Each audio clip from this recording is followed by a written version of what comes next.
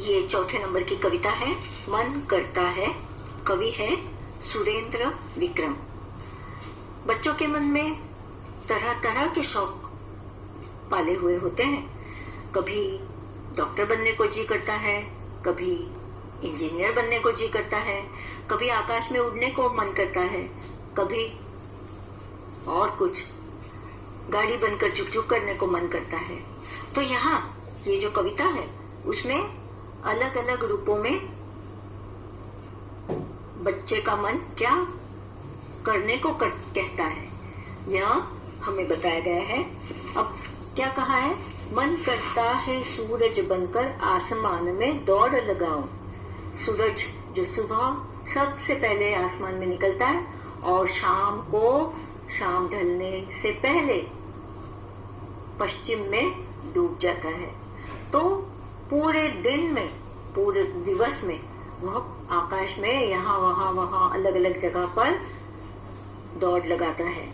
तो ये जो बच्चा है वो भी कहता है कि मेरा मन भी ऐसा ही करता है कि मैं सूरज बनूं और आसमान में दौड़ लगाऊं।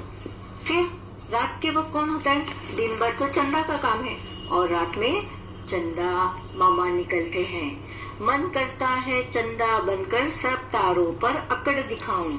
आकाश में चांद इतना बड़ा होता है, बहुत ही सुंदर, लाजवाब, जिसे चंदा मामा कहते हैं, गोल। और पूर्णिमा के दिन तो इसकी सुंदरता देखते ही बनती है। तारे जो होते हैं छोटे छोटे होते हैं, झिलमिल करते हैं, चमकते हैं, कभी स्पष्ट रूप से दिखाई देते हैं और कभी आसमान में बादल छाए हुए होंगे काले तो वो दिखाई भी नहीं देते। तो इस बच्चे का मन क्या करता है? कभी चांद बनकर सभी तारों पर अक्कड़ दिखाऊं, रुबाब करूं। मन करता है बाबा बनकर घर में सब पर धौंस जमाऊं। बाबा बड़े बनकर मैं सब पर धौंस जमाऊं, ऐसा नहीं करना है, वैसा नहीं करना है, डांटूं, फटकारूं। मन करता है पापा बनकर मैं भी अपनी मूछें बढ़ाऊं। छोटे बच्चे को तो मूछें आने से रही, लेकिन उसका मन जो चाहता है वो कर सकता है। तो वो सोचता है कि मेरा मन करता है मैं भी पापा बनकर अपनी मूछें बढ़ाऊं। मन करता है तितली बनकर दूर दूर उड़ता जाऊं। बटरफ्लाईज, तितली, बहुत सुंदर मनभावन रंग की, फूलों पर उड़कर शहद इकट्ठा करती है, गुनगुन गुनगुन के गीत गाती है, सबको भाती है तितली। तो ऐसा इस बच्चे का मन करता है कभी तितली बनकर दूर दूर उड़ता जाऊं।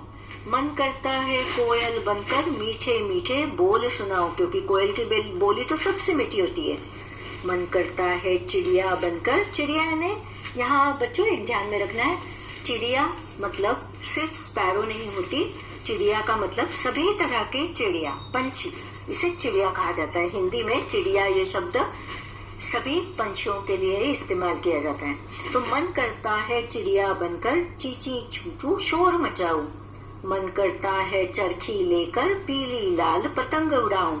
छोटा बच्चा है, उसके मन में अलग अलग शौक है, तो कभी तितली बनकर उड़ने का शौक है, तो कभी चिड़िया बनकर सब जगह चिचहाट करने का उसका मन करता है, और कभी चरखी लेकर पतंग उड़ाने का जो मांझा होता है और धागा, उसको चरखी लेकर पीली लाल पतंग उड़ाने को उसका जी करता है।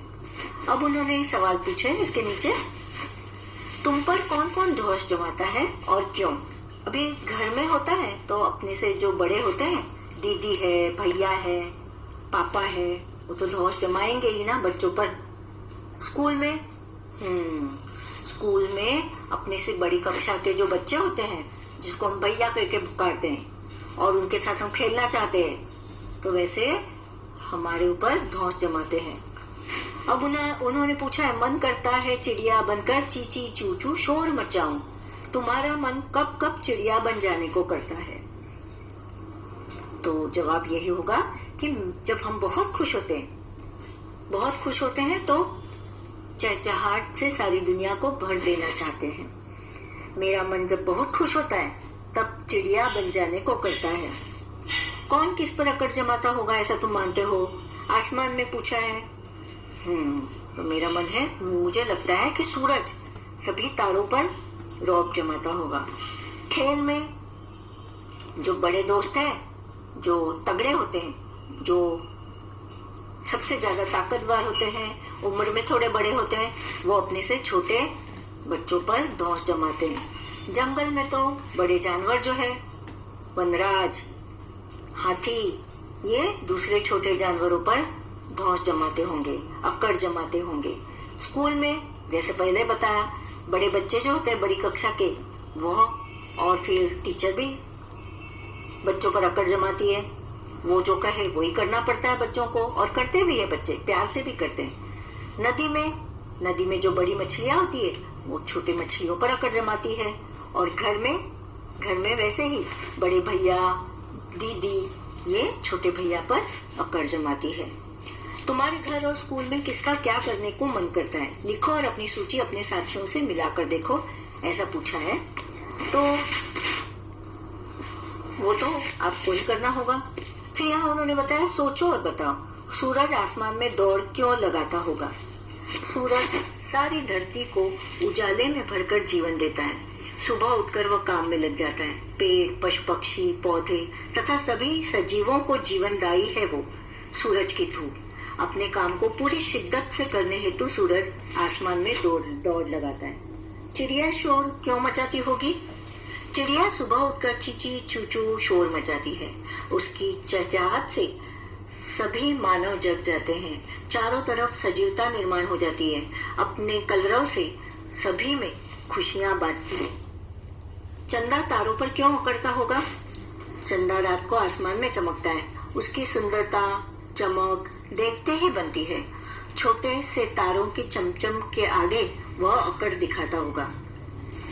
और दादा घर में कैसे धौंस जमाते होंगे? दादा अपने बड़प्पन के कारण सब पर धौंस जमाते होंगे। फिर उन्होंने कहा है, 1 मिनट के लिए आंखें बंद करके बिल्कुल चुपचाप बैठ जाओ। ध्यान से आसपास की आवाजें सुनो। अब आंखें खोलो। क्या याद है तुमने किस किस की आवाजें सुनी थी? नीचे उनके नाम लिखो।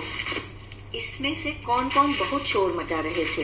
देखो, जब हम आंखें बंद करते हैं तो गाड़ियों की आवाजें होती है, पंछी, दोस्त कुछ बातें कर रहे होते हैं, दूरदर्शन के गाने या डायलॉग्स हमें सुनाई देते हैं। और इसमें से सबसे ज्यादा शोर मुझे लगता है कि गाड़ियों की हॉर्न की आवाज होती है, जिससे शोर बढ़ता है। धन्यवाद बच्चों, मुझे यकीन है कि आपको ये कविता पसंद आई होगी।